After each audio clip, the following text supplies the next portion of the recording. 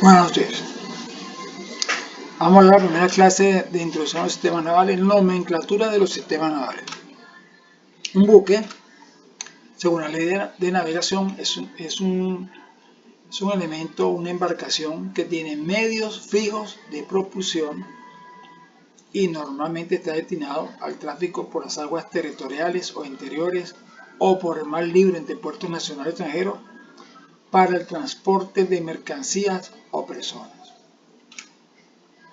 Las gabarras, grúas, botes y diques no se constituyen buques sino accesorios de navegación, puesto que no tienen medios propios de propulsión.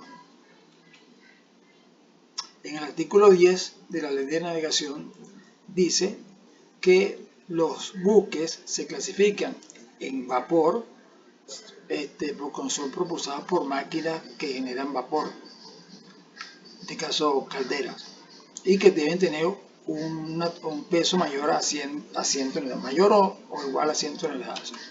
Una motonave es todo buque mayor de 100 toneladas cuyo medio de propulsión sea a través de cualquier clase de motor que no sea de vapor. Aunque hay buques que pueden tener máquinas, motores diésel o máquinas de vapor y pueden también tener velas. Y también tenemos los buques de vela, por supuesto que principalmente el medio de propulsión es a través del el esfuerzo que hace el viento en las velas que tiene el buque. Sin embargo, estos buques pueden tener un pequeño motor de propulsión que se utiliza para las maniobras de zarpe y atraque y movimiento dentro de la dársena. Hay también lanchas a vapor, que son embarcaciones menores de 100 toneladas, cuya propulsión puede ser por máquina a vapor, aunque también puede emplear vela.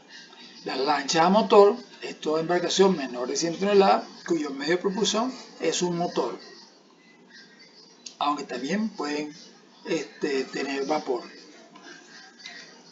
Un buque es un elemento, principalmente un elemento que flota en un medio líquido y que normalmente se utiliza para el traslado de un puerto a otro,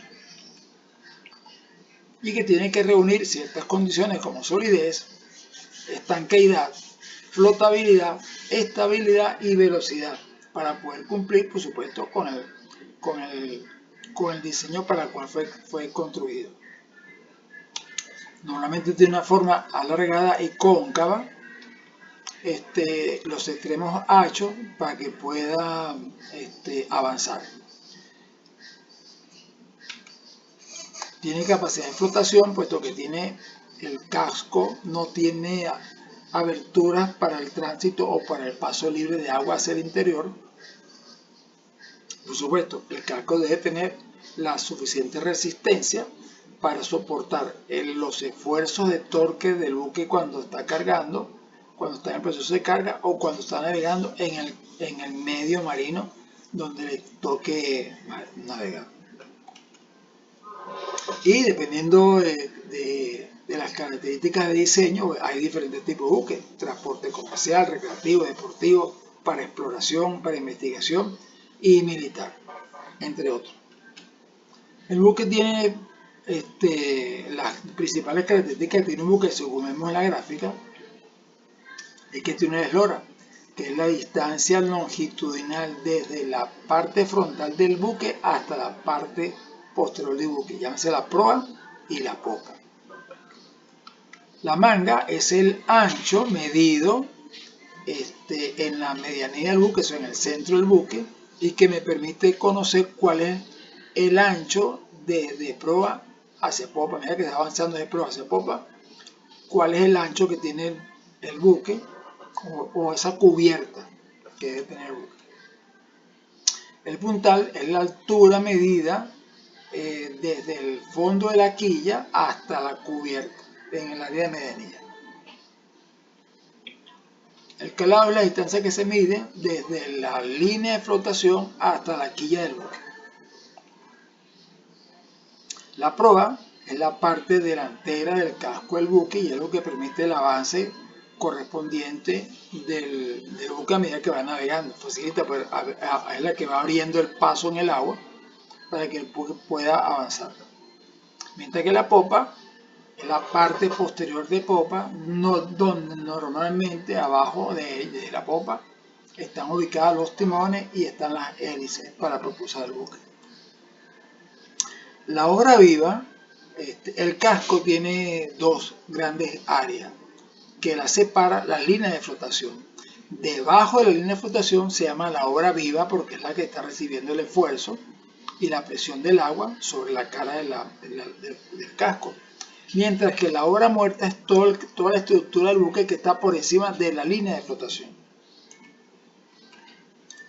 La línea de flotación, por supuesto, es una línea, digamos, imaginaria, aunque es la superficie del agua que va a separar la obra viva de la obra muerta.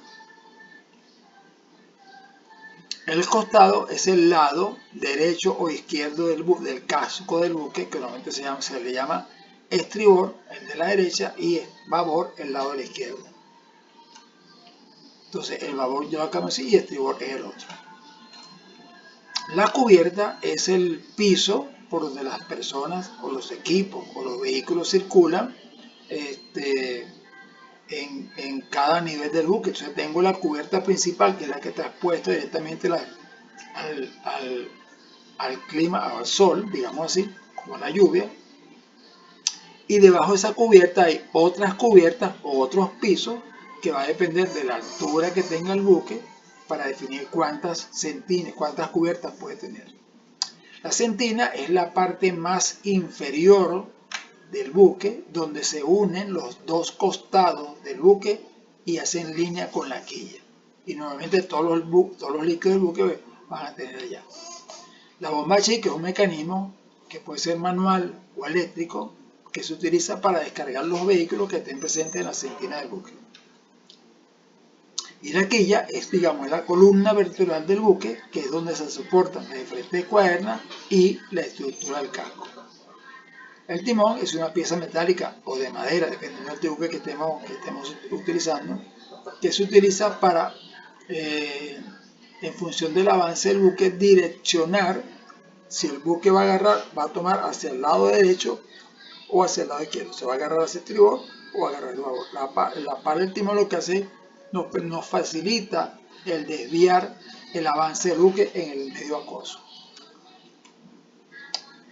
Entonces la hélice o la propela es lo que permite el avance del buque, puesto que está acoplado a un eje que está acoplado a su vez a una caja de velocidad, que a su vez está acoplado a un elemento generador de torque. Puede ser un motor diésel, puede ser una turbina a vapor o una turbina a gas. Entonces la hélice, para que pueda hacer avanzar el buque, esa hélice tiene las palas, que son los que permiten transformar el movimiento circular en el movimiento de avance. El eje de propulsión es el que transmite la fuerza de giro que trae el motor en la caja de velocidades para que mueva la hélice que está unida al eje de propulsión. La bocina son los elementos de soporte del eje de propulsión desde la hélice hasta la caja de revolución o la caja de velocidades, por decirlo así. Y los imbornales son digamos, orificios que están colocados en la cubierta para que el agua de mar, cuando llega a la cae por el oleaje o el agua de la lluvia, salga de la cubierta principal y caiga al medio líquido, al agua. Y la cornamusa es este elemento que está aquí en la gráfica a la derecha, que se utilizan para sujetar las líneas de amarre. Hay diferentes tamaños. Este que estamos mostrando en la imagen corresponde de repente a un yate o a un bote de vela, puesto que un buque de mayor tonelaje necesita uno de mayor pesaje, que se llama las vitas, que son una estructura de mayor solidez que están colocadas en los muelles para sujetar al buque. Los grifos y tapones de fondo son elementos que están colocados cerca de la quilla del buque en el casco, de manera que cuando el buque sube a dique para liberar el agua que está contenida, bueno, se le quitan sus tapones y se vacía se vacían todas las sentinas. Además de eso, pues hay algunos equipos de succión que permiten extraer el líquido de la sentina del buque para, en este caso en un dique, llevarlo a un tanque de control y evitar el derrame en la cubierta del dique. Normalmente estos tapones, estos grifos, tienen un mecanismo de seguridad para impedir que alguna persona, de una manera voluntaria o no, quite el tapón y se hunda el buque, porque después que lo quitan no lo puedes poner por la presión que ejerce el agua sobre la válvula. En el caso de que la sentina tenga un alto nivel, entonces se utilizan las bombas de achique para drenar esos líquidos que están en la sentina. Claro, eso no se debe hacer de manera normal, sino que el buque debe tener a bordo tanques para achicar su sentina, de manera que cuando llegue a puerto contrata un servicio de achique y saque el agua sucia de los tanques de achique y lo envía al procesamiento en tierra, y no de estar contaminando los mares. ¿Cuáles son los tipos de buques que hay? Son los que se dedican al transporte de mercancía general, transporte de personas, hay transporte combinado de carga rodada. La carga rodada es tan solo un sistema en donde llega un camión con un remolque. El camión entra al buque, deja el remolque y sale el camión. Entonces, llega el camión a muelle, entonces el buque lo que hace es toma la carga, el equipo de carga, y lo sube a bordo.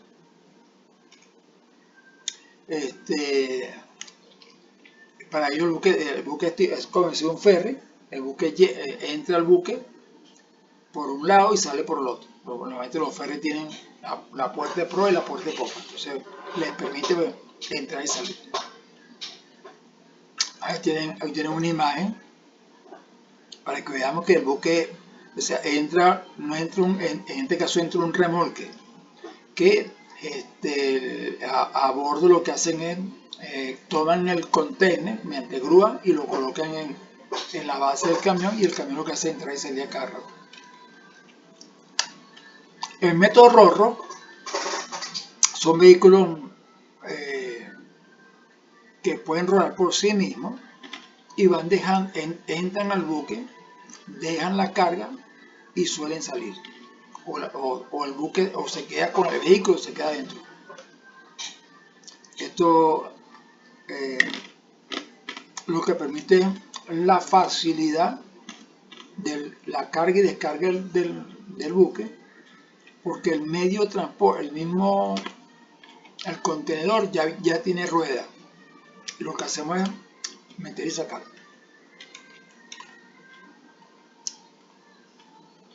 Entonces, ¿cuáles son las características lineales de un buque? Primero, la longitud máxima, que son la medida lineal entre la proa y la popa de la embarcación. Claro, ella va a depender del calado que tenga el buque. Entonces, el buque tiene un calado normal y tiene un calado máximo. O sea, por encima de ese calado, el buque corre el riesgo de hundirse. En ese calado máximo es que voy a tomar la eslora máxima que tiene el buque. Normalmente la eslora es la línea de carga normal, que se mide, por supuesto, en la distancia que hay entre la roda en proa y el espejo de popa. Normalmente el buque tiene 3 puntos para medir el calado: en proa, en popa y en medianía. Entonces normalmente uno toma las 3 medidas y saca el promedio del calado que tiene el buque. Ahora, normalmente para poder, el buque tengo un espejo de popa y tengo la proa. Ahora, ¿cuál es la eslora del buque? O sea, yo tengo una línea de flotación de diseño, que es la eslora de diseño que tiene el buque. Ahora, dependiendo del calado que tiene el buque, dependiendo de la forma que tenga la proa del buque o la popa que tenga el buque, esa eslora va a aumentar o a disminuir. Y yo puedo tener una eslora máxima y puedo tener un calado máximo. El calado máximo me va a indicar cuál es el máximo peso que puede tener el buque, porque después de ese peso el buque está expuesto a hundirse.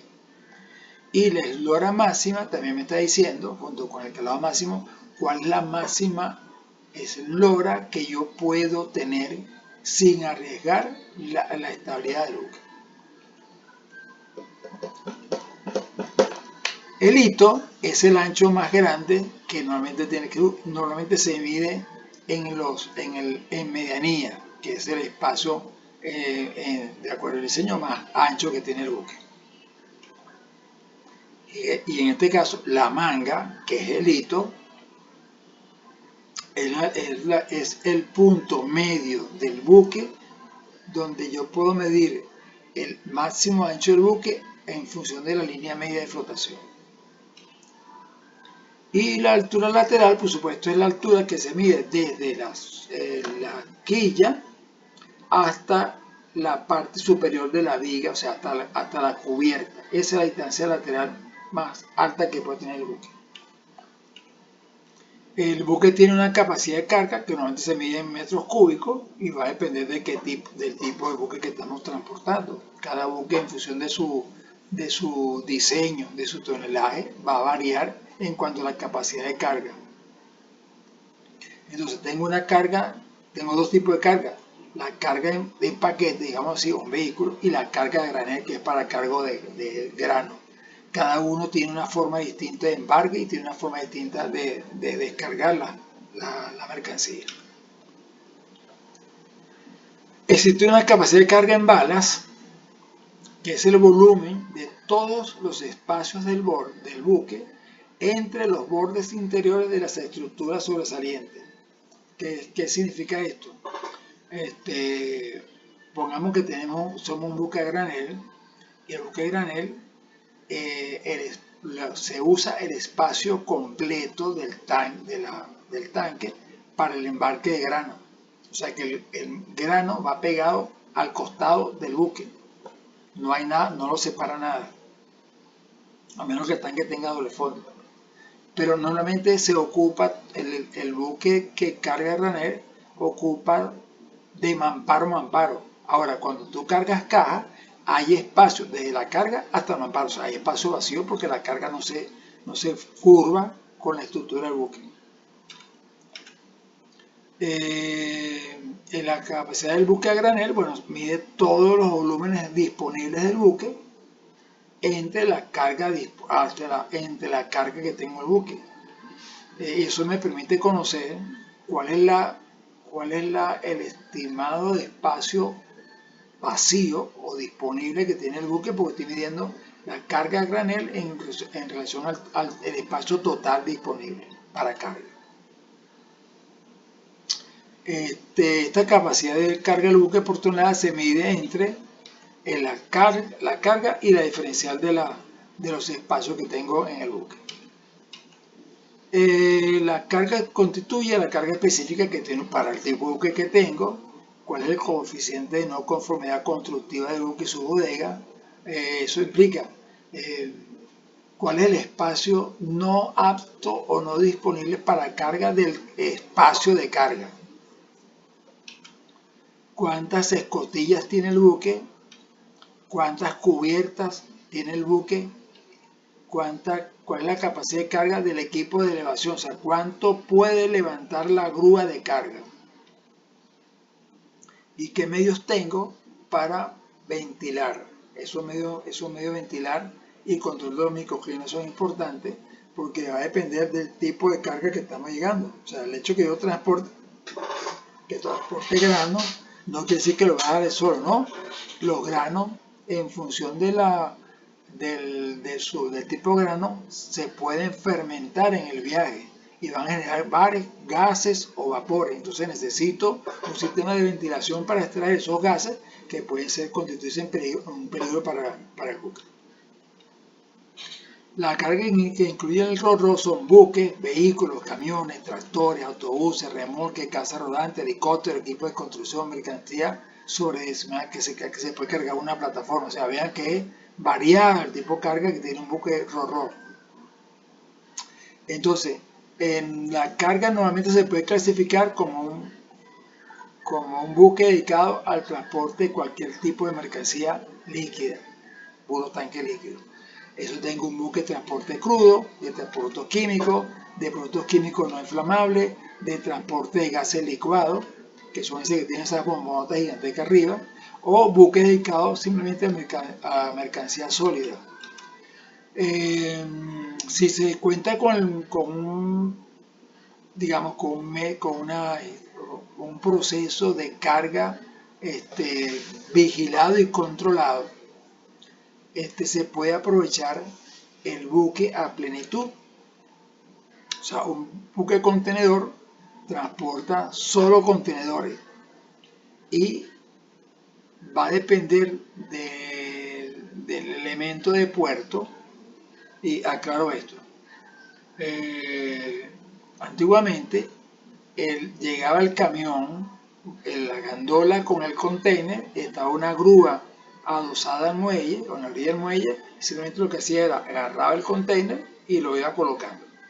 Alguien, de una manera manual, establecía, el primer piloto junto con la persona de tierra establecían la distribución de los pesos de los containers a bordo de los buques.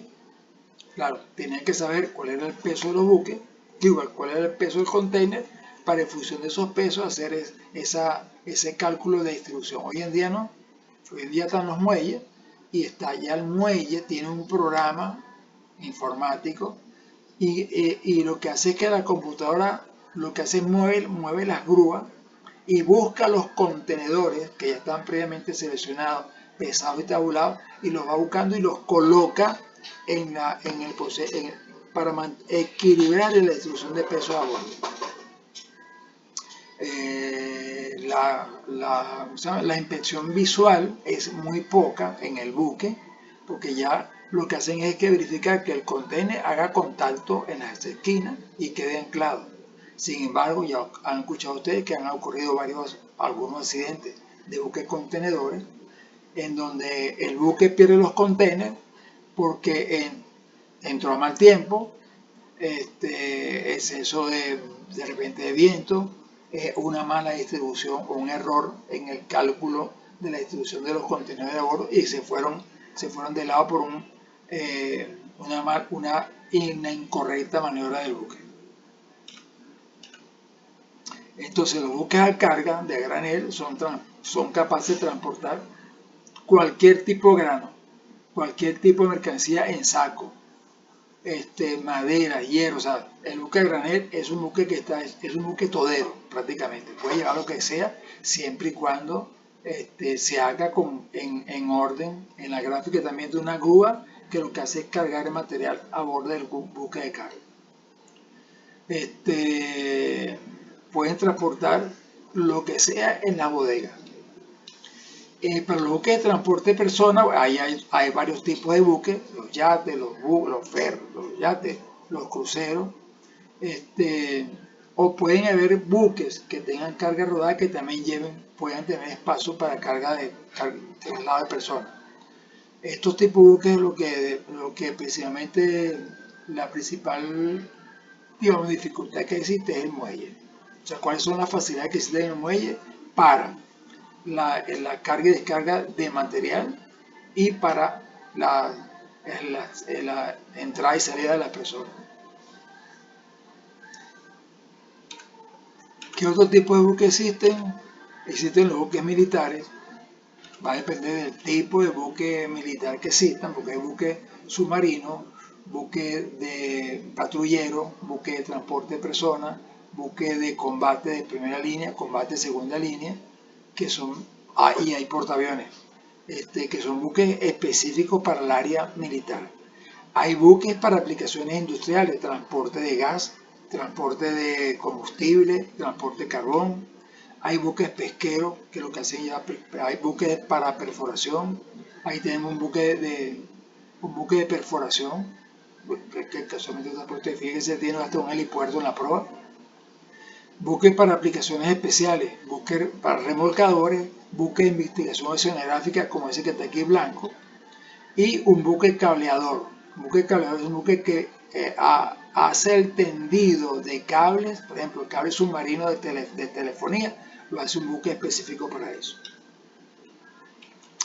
Para que estos buques puedan ser construidos hoy en día, existen lo que se llaman las sociedades clasificadoras. Al inicio de la historia naval, cada quien diseñaba y construía sus buques. Y los buques se utilizaban principalmente para el transporte de carga y personas. Pero a medida que el campo de transporte naval fue creciendo, porque la gente cada vez querían comprar más, eso conllevó a la ocurrencia de algunos accidentes navales, donde se perdió mucha mercancía. Y comenzaron aparecieron las sociedades de seguro para garantizar que la carga fuese montada de manera correcta, fuese transportada de manera correcta y fuese desembarcada de manera correcta. Es un seguro de carga y descarga, carga, descarga y transporte. Sin embargo, los accidentes siguieron ocurriendo. Entonces, algunos elementos o personas en Inglaterra se reunieron, algunos constructores de buques se reunieron y establecieron algunas normas, unas reglas para la construcción de buques con la intención de reducir la ocurrencia de accidentes navales. Esto fue mucho después de que se hundió el Titanic. Ahí fue cuando el Titanic no tenía cubierta, no tenía puerta, o sea, era un buque que, si usted ve en la película, se dan cuenta que la sala de máquina era inmensa, súper gigantesca, y no había control de la construcción. Entonces, a partir de estas sociedades clasificadoras, se comenzaron a construir los buques bajo normas que la gente se comprometió, y está la Organización Marítima Internacional, que es la que regula y verifica el cumplimiento de las normas de construcción.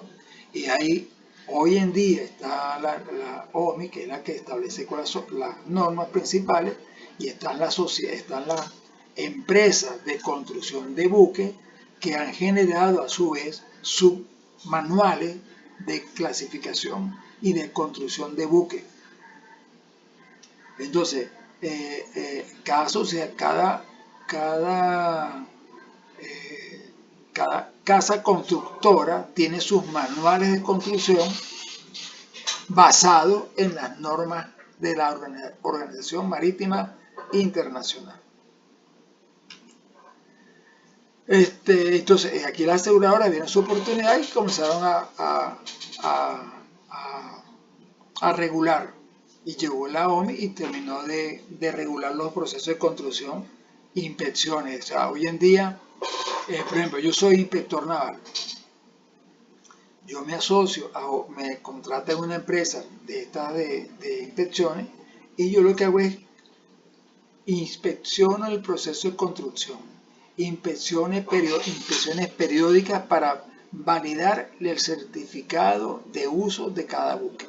Eso es todos los años sube un inspector al buque para verificar que el buque está en las condiciones idóneas para seguir navegando. No está en condiciones idóneas, el seguro lo tranca. O sea, la verificadora le informa al seguro, y el seguro se levanta las manos y no protege la carga. Al no proteger la carga, el seguro no se puede mover. Y entonces cada buque mercante tiene, primero tiene que tener los certificados de la tripulación, que la tripulación esté calificada por la Organización Marítima Internacional. Cada cargo tiene una capacitación distinta. Segundo, las grúas, las guayas de las grúas, el casco, los motores, los engranajes, la hélice, los timones, todo eso lo verifican, todo, absolutamente todo. Se hace una inspección que puede durar un mes para chequear todos los sistemas del buque. Cuando la sociedad clasificadora dice, está bien, el buque puede continuar navegando. A medida que el tiempo ha ido avanzando, la sociedad clasificadora cada vez que se crea un material, un equipo, un material, la sociedad clasificadora hace la evaluación y establece cuáles son las normas de mantenimiento, de reparación, de cuidado, de lo que sea. Todo está escrito. Y todas las empresas tienen que cumplir con la organización, con lo que dicta la OIM. Aquí hay un ejemplo de la Lloyd's Register, que aquí están otras sociedades clasificadoras, la ABS, la Lloyd's Register, el Bureau Veritas, allá apenas hay 5, 2, 4, 3, 6, 8, 10, 11 sociedades clasificadoras. Entonces, ¿cuáles son los diferentes sistemas que la norma clasifica? Esto que están en pantalla: agua potable, combustible, aceite, lastre, los engranajes, las hélices, los tanques, la ventilación, combustible, aire comprimido, y falta el casco, porque hasta eso lo chequean. Cuando el buque entra a casco, hay un inspector de la sociedad clasificadora verificando. Y hay un elemento que está midiendo el espesor del casco y al lado está el inspector naval chequeando qué está pasando. Entonces el SOLAS tiene esta estructura donde se establecen todo lo que debe hacer eso, todo lo que debe tener, que ya yo les mostré un libro, el que yo tengo del SOLAS, que están todas las normativas que el buque debe cumplir, el buque y la aseguradora y la dueña del buque tienen que cumplir y hacer cumplir. A bordo hay máquinas, motores diésel o calderas con turbina a vapor para generar energía eléctrica, de manera que todos los equipos de a bordo tengan el modo de moverse y para poder generar la potencia que el buque necesita para poderse mover, o para mover los equipos de aire acondicionado o los equipos de radio. El sistema de propulsión normalmente son motores de combustión interna, motores diésel, aunque hay buques que pueden tener una caldera para mover una turbina a gas o una turbina a vapor, o un sistema de turbina a gas para propulsión o para generación de corriente. Normalmente en corriente se utilizan motores diésel porque es muy costoso. La turbina a gas consume demasiado combustible. Una gota perfora la piedra, no por su fuerza, sino por su constancia. Tengan todos muy buen día. Cuídense.